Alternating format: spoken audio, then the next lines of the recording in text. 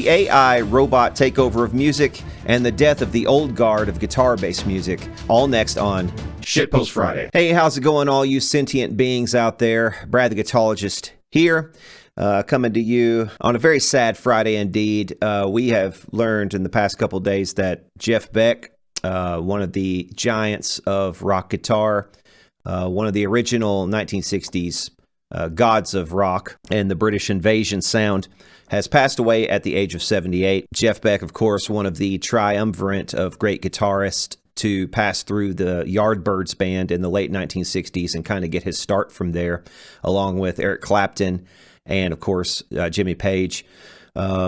Just very sad indeed because, you know, like we were talking about last week with the Polyphia stuff, and not to single out the band Polyphia, that I think that's probably unfair of me to do that. It's nothing against Polyphia. It's just my personal taste, and maybe it came across as a bit caustic last week. That was really not my intent to be that caustic about it. I was just giving my opinion because I thought that it was an opinion that was in the minority of representation as far as, you know, YouTubers are concerned. I think a lot of times YouTubers sort of just fall in the bandwagon and they sort of go along with what they see as being the most popular thing. And, you know, I really wasn't meaning to pick on that band in particular, but to me it just spells the direction of rock's guitar goddom. And I just am not real thrilled about that particular direction, to be honest with you. And I know things come and go and ebb and flow, and nothing's permanent, especially when it comes to popular opinions and culture and all that kind of stuff. But I think it's fairly undeniable, at least I hope so, that Jeff Beck at least was one of the greats of guitar and remained relevant, remained innovative, and was just a monster player right up until the very end of his life, when he passed away of bacterial meningitis just a couple days ago. We see this here from GuitarWorld.com. You've got all the tributes and stuff starting to pour in for Jeff Beck. You know, the thing I kind of take away from Jeff Beck was just his techniques that he brought to guitar that were just unusual. A lot of whammy bar, a lot of volume swelling with the Strat. He used a short whammy bar, short tremolo arm, whatever you want to call it. I get criticized for some of the weirdest things nowadays, but he used a short one. I can't remember the exact story on that, but I think he originally had cut one down, and then later on Fender started to put shorter bars on his signature Strats for him. And it makes sense when you see the way that he played the instrument. He would use the glissando effect with the bar, and with volume swelling coming into notes, up to notes, down to notes. Oftentimes he would use the bar to do whole passages, sometimes, you know, starting with with maybe a root note and then going, and he would do the bar the whole way up and down the scale, almost like a theremin or something, the way that he used his fingers to pick. I can't really say that was an inspiration on me because I didn't take my inspiration directly from him, but probably by proxy it was from him without me knowing about it.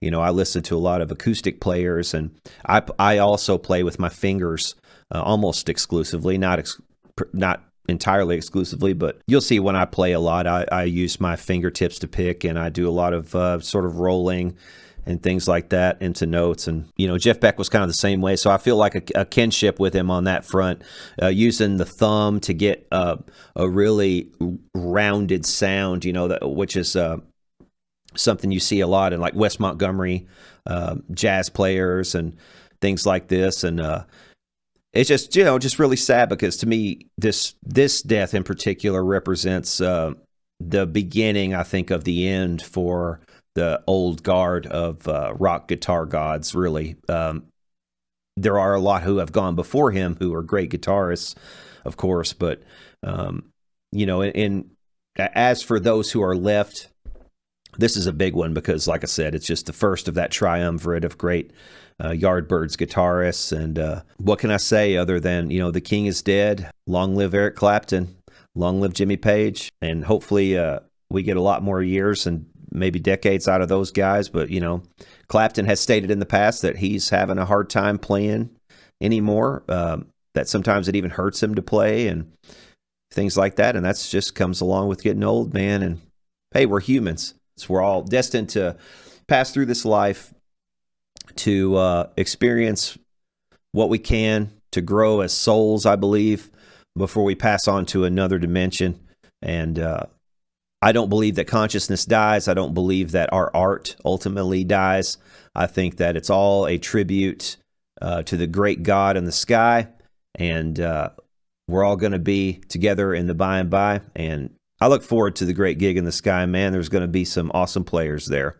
So rest in peace, Jeff Beck. All right, on to other news. I wanted to take a look at this because I just, anytime the Grammys or the Rock and Roll Hall of Fame or Rolling Stone gets involved in something or puts out another list, it just smacks to me of trying to milk whatever essence is there left, for the fat cats who own these companies, essentially.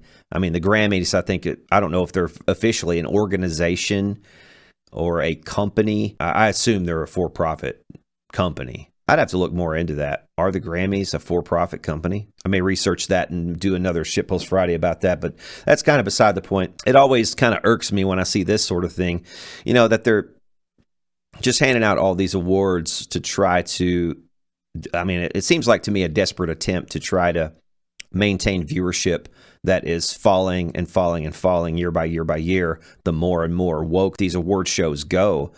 I follow a few YouTube channels who highlight this stuff. It seems like every year it just gets more and more woke. There's always somebody coming out on the stage proclaiming some battle against, whether it's masculinity in men or whether it's not enough POCs or BIPOC's representation or LGBTQ stuff, or there can't just be an award show where people go up and get an award and say thank you and get to move off the stage. It has to be so everybody has to make a statement, some grand political thing.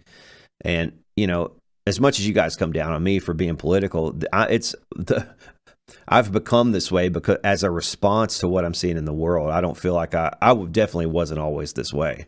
I just respond to what I see as, just an encroachment. I know award shows have always kind of, at least going back decades, have probably all my life have been a magnet for this sort of thing. But at one point it was frowned upon. You look at not the Grammys, but it was the Oscars when Marlon Brando, he sent a Native American woman to accept his award for him. And she was talking about mistreatment of Native Americans in the movie industry. Well, it turned out, I think years later, she wasn't even Native American. It's kind of like the Elizabeth Warren of stunts, And, this kind of stuff, it just gets old after a while.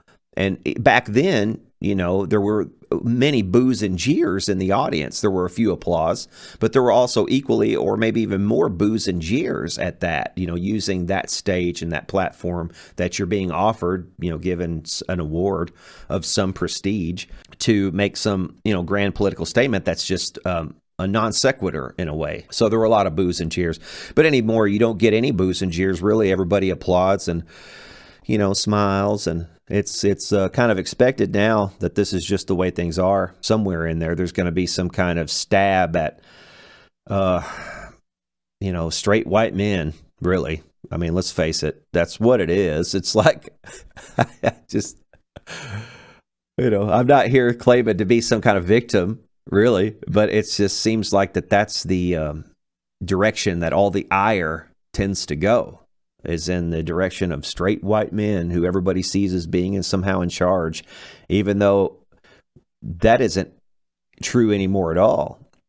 Recent studies have shown that women have a lot easier time getting most positions than men, with the possible exception of some upper management stuff. But it's definitely a different world now. And if anybody who thinks that there's still a long way to go, especially for women's rights, aren't looking at the data on that. But anyway, back to this Grammys thing. So this is kind of what bothered me about this. They're giving Nirvana, the Supremes, Nile Rodgers, Ma Rainey, Slick Rick, Bobby McFerrin, and Hearts, Ann Wilson, and Nancy Wilson, Lifetime Achievement Awards. What kind of bothers me about this? I can understand maybe Ma Rainey, giving her some kind of posthumous award, since, you know, she wasn't really around in the decades that the Grammys have been a thing.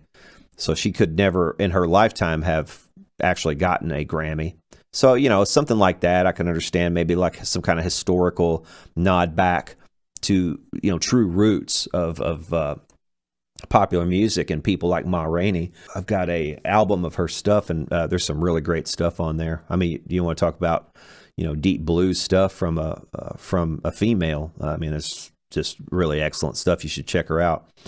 But, you know, just milking the Kurt Cobain cadaver of all the juice that it can provide is just kind of what bothers me. You know, I don't know how Kurt Cobain would have felt. I don't pretend to know what he would have said about this or how he would have felt about this. But, you know, Kurt Cobain was the type who would have scoffed, I do believe. I mean, one of the reasons, you know, he supposedly himself, which, I mean, that's debatable whether or not that even happened. But one of the reasons he gave for doing what he did was, you know, he never wanted to be a rock star in the first place. He never wanted that kind of attention, recognition in quite that way. That's a whole nother video as well. But I just feel like this is just kind of milking the bones, you know, much the same way that the Rock and Roll Hall of Fame does as well.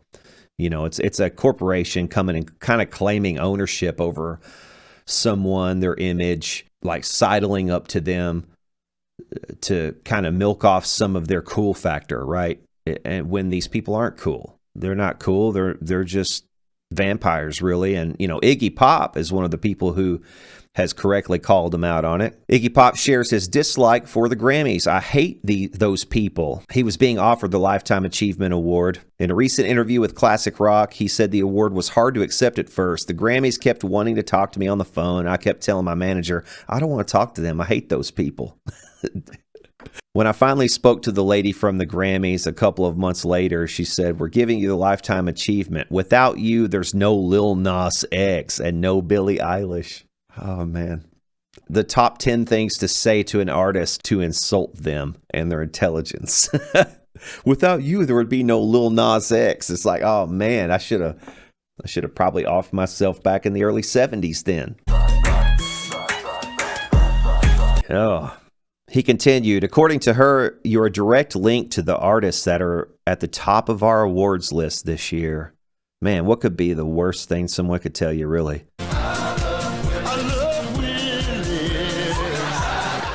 So that's what one person had to say. I'll take that for what it's worth. I love these old fucking punkers, man. Iggy Pop, people like this, man. They just see through the BS and they don't take any shit whatsoever. You know? That's what's great about him, man. And he's keeping it real too. You know, he's got this new album coming out, and here he talks about why he prefers his albums to sound rough. He likes Link Wray a lot better than Yngwie Malmsteen. I'll put it that way. You know, I think he's using an older reference, you know, in Yngwie Malmsteen. I get what he's saying. I like my albums to have some imperfections in there, man, some humanity about them. I mean, that's what punk rock, the ethos of punk was about anyway, and early metal and lots of 70s and 60s rock was just about the rawness of it, man.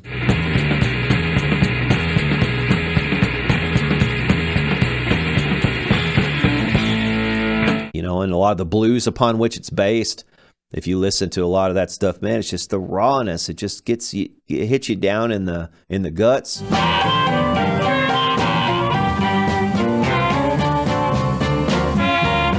a sweet little home. That's the good shit. And like I said, Iggy Pop's one of those people. I've never really gotten too much into his music. I do like most of what I've heard of Iggy Pop stuff, but I don't put on his albums like just to listen to them through.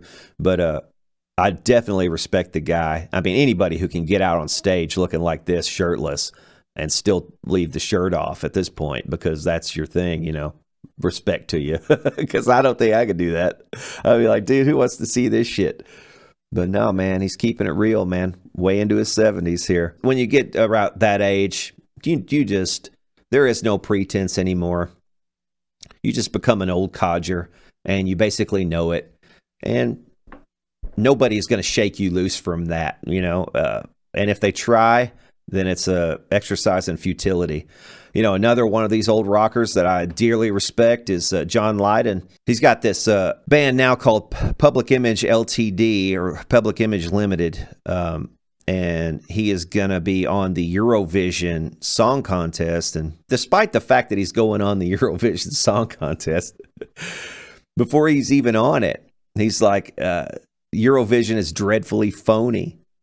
You know, he's going to be representing Ireland, perhaps. I don't think it's a foregone conclusion yet, but it's possible he might represent Ireland. And, you know, he says that the songs on there, it's just absolutely awful, the songs. The whole thing is disgusting to me. I'm a songwriter. I perform live, and these shows just come across so dreadfully phony to me. And it's one of the things to me, as far as I'm concerned, that's kind of killed off music. This idea that music is a contest, and if you can't sing these perfect runs, R&B up and down runs, and all, and have this flamboyant stage presence that is just carefully crafted and overly thought out and false and pretentious, that you can't be a star or something, you know, that you're not worthy to be a star. You're not worthy to be on the radio. And every now and then it takes somebody like a Kurt Cobain to come along and destroy that kind of stuff. That's why I, you know, brought up the Kurt Cobain thing, is because I just don't think he would have put up with it. I think he would have probably looked at a Lifetime Achievement Award. It's like, and he'd probably be like, dude, we made 3 albums and a bunch of B-sides. You know, what's the big fuss? That's my guess at how Kurt Cobain would have reacted to that news. But you tell me how you feel. I mean, how would Kurt Cobain have taken that, getting the Lifetime Achievement Award from the Grammys? It also reminded me of this about a year or so ago, about how AI software was used to write a new Nirvana song. I'll put a clip of it up here so you can hear what I'm talking about.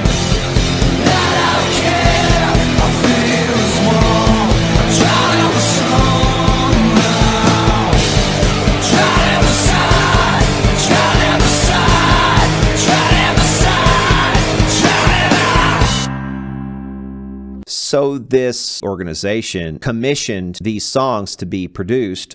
Basically, they have human voice in them, but that's about it. I think the rest of the tracks are AI generated. Or I know that they had a lot of input from humans, because they actually say that in this article about it from, like I said, a couple of years ago. So they used the Magenta software. That is this software, Magenta. And basically what you do is you can put in a lot of information about an existing artist. You can put in a lot of different songs, and the AI will analyze this and sort of deconstruct it all into certain principles, rhythmic principles, melodic principles, keys, principles, time signature, you know, whatever the case may be, all the parameters of music that you can basically break down. The AI will break those things down and try to reconstruct something based upon that stuff. You can actually go in and tweak the amount of randomness and all this sort of thing. So there's human relation going on there. It's not just AI. I mean, AI can't do everything itself. There has to be human interaction with it. But it's just interesting that, you know, all this new music was made. They did some stuff for the Doors, and also for Amy Winehouse, I think. Yeah. Amy Winehouse, Jimi Hendrix, and this Magenta AI program is being used by a lot of different people to do a lot of different things. Here's another example. This engineer has programmed a terrifying all-robot band, watch it nail Nirvana, Metallica, and Deep Purple classics. One hacker band is assembling the trio of the future. We've seen stuff like this before. This is from Guitar World. We've seen stuff like this before where other bands have been put together that are all robots. I'll give you a couple of examples here. Here's these guys.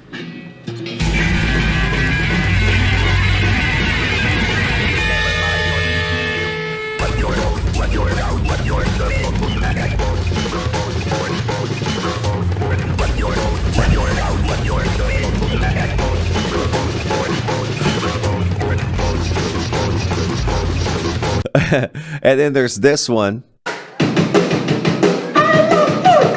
like whiskey. Okay, so you can see there, that's a band of robot teddy bears that somebody put together. That is really cool. I actually enjoy this kind of stuff because it sort of meets two interests, you know, like electronics and engineering stuff that I really admire people who are great at it, and music. You know, it's the marriage of two loves, essentially. And so he's using, you know, they're using actuators and servo motors and all sorts of things to accomplish the playing of an instrument. You know, all the things that it takes to play an instrument. You could see there, like, there was a bracket, like, on rails going up and down the fretboard, and then you had the individual digits that were little servo motors or whatever he was using, little actuators, to, you know, depress individual notes, and just cool stuff, man. You know, I really enjoy and like this. But this guy who created this one looks like he's well on his way to having something really cool too. He actually is using AI to compose some original material. It's like AI generated songs to play with this band, in addition to some familiar stuff like Enter Sandman.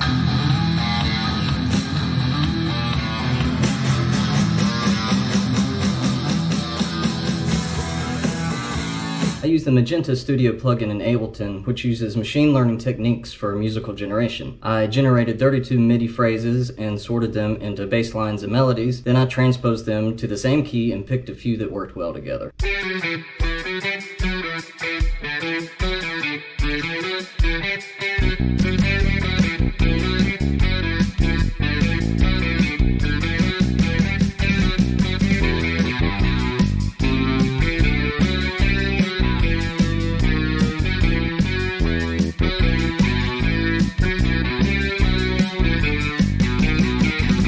But moving along, it looks like the other big thing in the news that I could see on the guitar websites was this story of Fender announcing their H.E.R limited edition Stratocaster. This is the second H.E.R Stratocaster signature model that they've released. This one is limited, though, to 300 units. So this should be an interesting case study. You know, we wanted to know, or it's interesting to know exactly how many women are playing guitar and whether or not we're being fooled into believe that there are that many women with interest in buying all these guitars, to the point where, you know, last week we talked about complaints that have come in about there not being enough women's signature model guitars. And if you want to watch last week's, I'll put a link up there. Last week's video did really, really well. And I thank everybody for watching, for sharing, and all that stuff, and also for helping to fund these videos. You know, there are links down in the description if you want to help perpetuate this and keep it going. I do accept PayPal donations. You can mail me viewer mail, and we'll open that viewer mail on a segment. And yeah, just a lot of cool things we've got planned in the pipeline coming up. And if you want to be a part of this and want to help support it, please do click one of those links below and help me keep this going. So this will be very interesting to see if they are able to sell out of this guitar, and how long it takes to sell out of this guitar. So it looks like the guitar was launched on or around the 10th, January 10th. And this will give us a really good indicator. Obviously, H.E.R is a supposedly massive pop star who plays guitar. I saw her on the Grammys.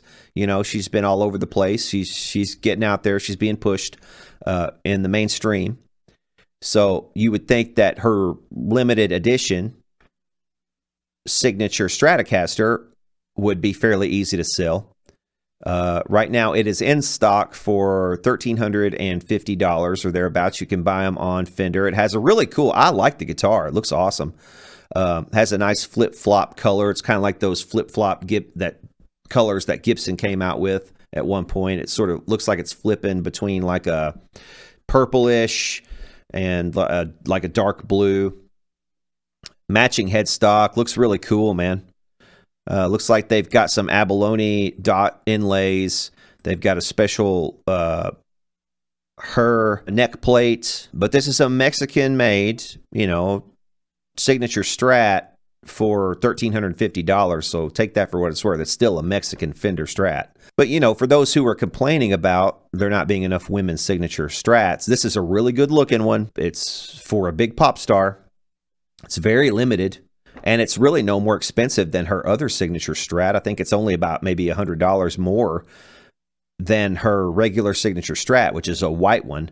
Cool anodized. I love the anodized aluminum pick guard. I like everything about this guitar. Looks like it's got probably the right shaped neck. It's a mid-60s neck with a 9.5 radius. Yeah, man, all the good stuff as far as I'm concerned.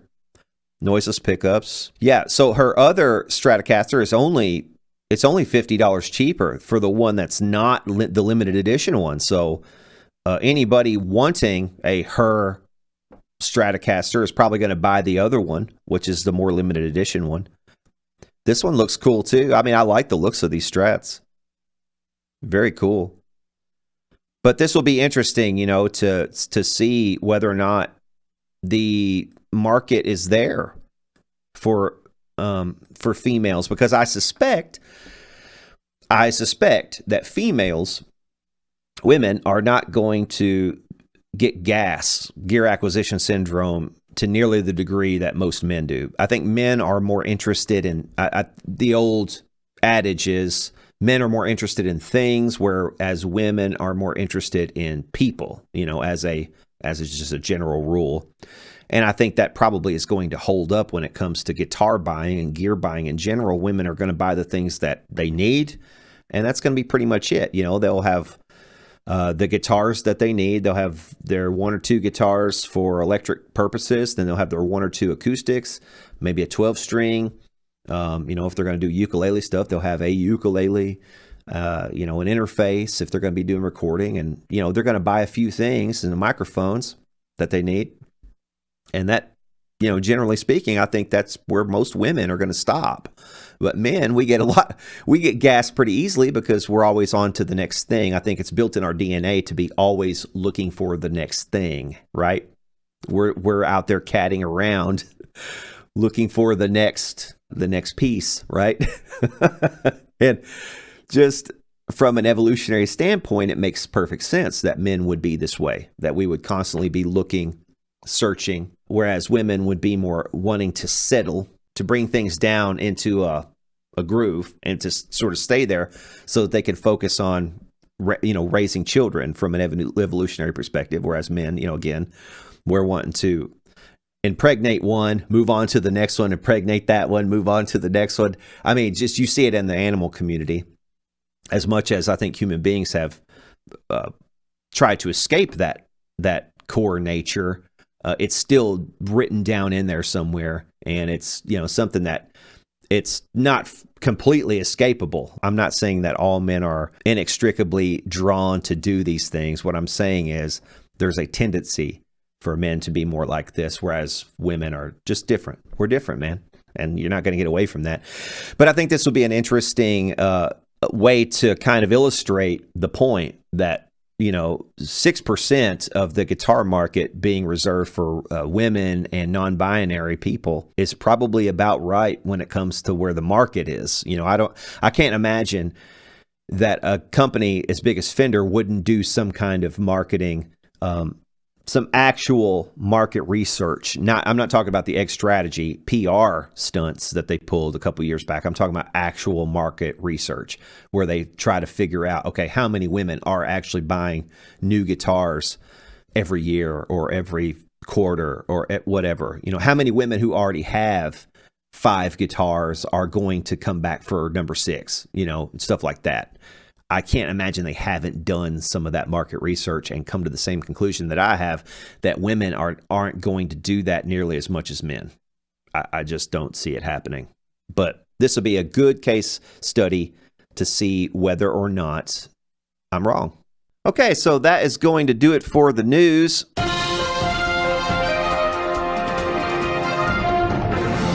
Okay, to round out this Shitpost Friday, I thought we might do a very quick box opening of a couple things that were sent to me. Also, I forgot to mention up front, because of all the sad news, that this week's microphone of the week is an Electro Voice 635A. This is from probably the 60s or 70s. It's a pretty old one.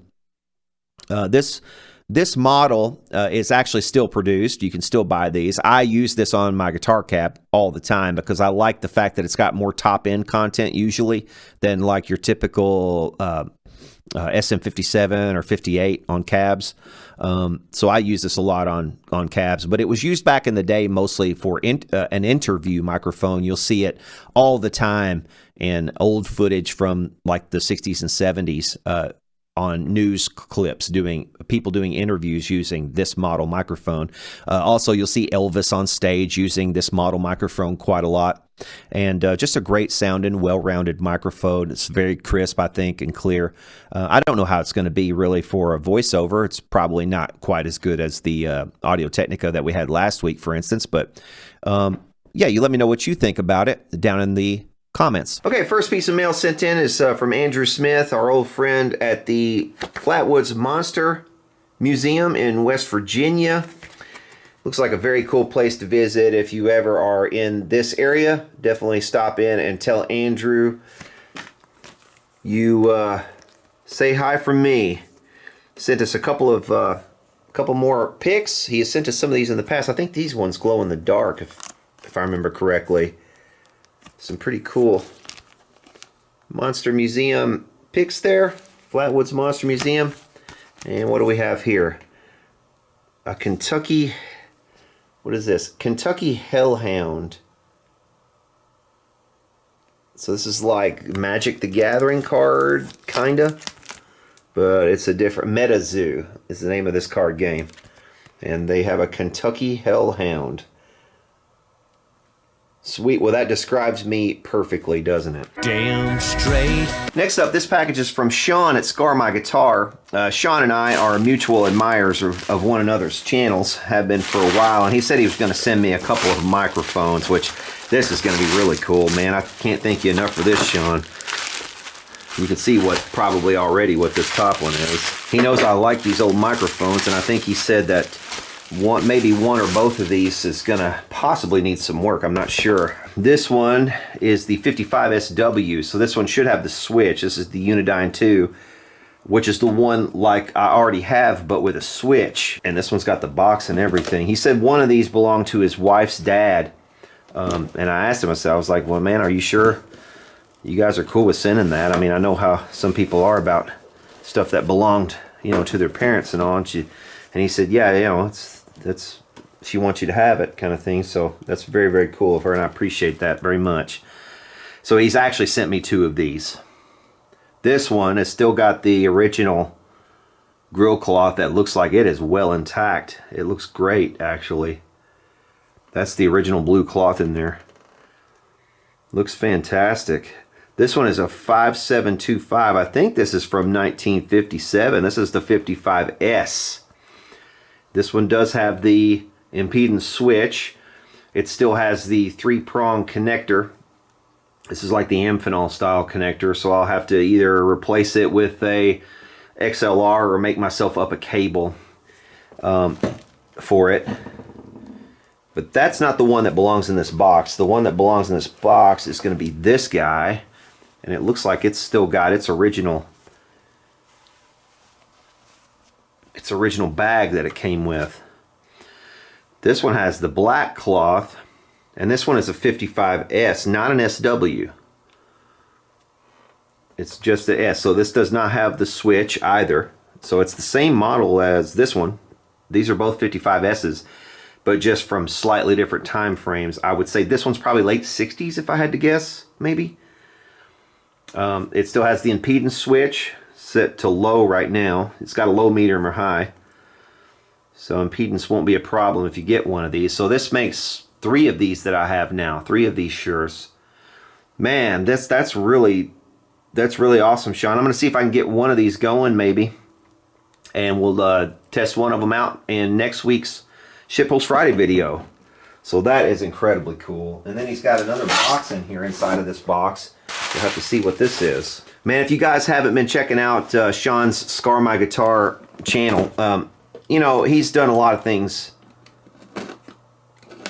over the last several years on his channel. But one of my favorite things that he's done, I was somewhat involved with, and that's designing that new type of acoustic with the integrated bracing and the way he's routing it all out. Just some really cool and exciting things he's doing over there, in my opinion, with some of the new technology and the way that he's integrating that into his builds. So definitely go check out Sean. He's got some really cool stuff that he has designed as well that I think most guitar luthiers should want in their shop. He's got some tools and some jigs and stuff that he's designed himself. You know, he's got a pickup winder that he'll build for you, and some really cool things like a fretboard radius jig that he designed and built himself. That's just really nice, and it looks like a no-brainer. The prices that he's charging for that stuff too, man. Definitely no-brainer. Definitely go check him out. I'll put a link up here or somewhere, maybe at the end of this video, where you can go subscribe to him and keep in touch with Sean. At least one of these, I think, is going to be a really nice pair of headphones. This is an old pair of Koss K6LCQs on these headphones. These are quadrophones. These are quadraphonic. They have 4 speakers. You can see 2 speakers there and 2 here on this side, and they kind of fire in different directions, giving you the illusion of quadraphonic sound. I'm guessing probably this foam is going to need replacing. No, it's actually not too bad. It's not too bad. But these are real vintage. I would say these are probably from, and you can switch from 4-channel to 2-channel if you want. These are probably from the 70s. Maybe early to mid 70s would be my guess on these Koss. Koss made some good headphones, man. These ought to be great. What is this, a balance for left and right? I think that's what that is, left-right balance. So, dude, those are sweet. That is a sweet, sweet set of headphones right there. Okay, we had a slider on this side maybe too, and this part came off, so we'll have to see about maybe getting that back on there or something. Did he include that? Oh yeah, he did. This little cover came off. Okay. So this came off with the little slider bit. We'll have to see if we can get that back on there. I can sort of see it right there. We'll have to do something to get that glued back on or whatever. Maybe that will make a repair video. We'll have to disassemble this side to get that back on. So, yeah. We'll set these aside because these will, like I said, these will need some fixing. But, yet, still a cool pair of headphones. And then we've got this other set of headphones. This one is missing the foam up there. So we'll have to make one for it. And these are also Koss. These are KO727Bs. And these, I think after refurbishment, are probably also going to be a very nice set of headphones. Koss make great headphones. Some of these are very sought after headphones, these old Kosses. But I'll have to check these out, make sure that they're fully functioning and everything. We'll do all that, maybe like I said, in another video or something later on down the line. But thank you so much, Sean. I appreciate that, man. Thanks for sending all that stuff in. And you guys definitely do check out Sean's channel, Scar My Guitar. Okay, this one has been sitting around for a minute because I haven't had occasion to open it yet. And I've been meaning to and wanting to for a little while, and feel like I've kind of probably left it a bit too long. This one is from Mike. He subscribed to the channel as Rancid216. Says, I work at a car wash part-time emptying the trash, and people think the car wash is the dump. I found this in the trash, and since it seems to work, I thought you might like it and make a project out of it. Okay, cool. So this is something came out of the trash at a car wash that Mike works at. I have no shame when it comes to digging good stuff out of the trash and preventing it from hitting the landfill. Well, this looks interesting already. What is this? A radio, maybe? Is it a radio? It is a radio. Oh, wow. Okay. So this is an old, it's probably an old solid state. I don't see any tubes in there. I'd say probably late 60s, early 70s. Motorola, yeah, solid state. little solid state radio. Cool. Wonder if it works. I'd hate to plug it in, and I'll probably save that until I get on the very. Oh yeah, we got a broken power cord there, so we'll have to do something about that before we can really test it out. But thank you, man. I appreciate that. I will take all the old electronics I can get. That will, if nothing else, they'll make videos, and then you know, I'll try to pass them on to somebody who can use it. All right, guys, that will do it for Shitpost Friday. I hope you've enjoyed this one as much as I have. You know, we look forward to more of these in the future. And if you want to support the work that I do here for Shitpost Fridays, you can do so in one of the links below. I'll give you several different ways to do it. You can send me a PayPal tip, or you can use the super thanks, send me some viewer mail, all those ways to help out the channel and make sure that next week's SPF is fully funded as well. So that will do it for this week. And for now, we'll see y'all later.